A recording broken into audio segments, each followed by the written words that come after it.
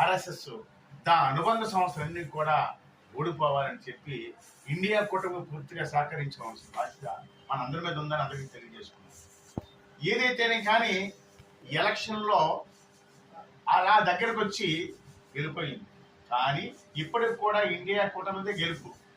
దుర్మార్గుడైనటువంటి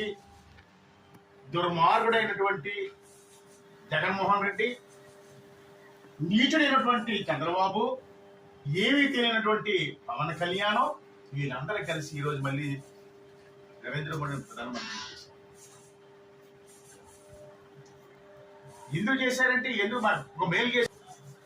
కొన్ని వందల వేల కోట్ల రూపాయలు ఎల్ఐసి ప్రైవేటీకరణ, బిఎస్ఎన్ఎల్ ప్రైవేటీకరణ, ఎయిర్పోర్ట్లు ప్రైవేటీకరణ, ఒకటా రెండా మూడా భారతదేశంలో ఏమన్నా సరే ఈ రోజు కొన్ని లక్షల వేల కోట్ల రూపాయలు ఖర్చు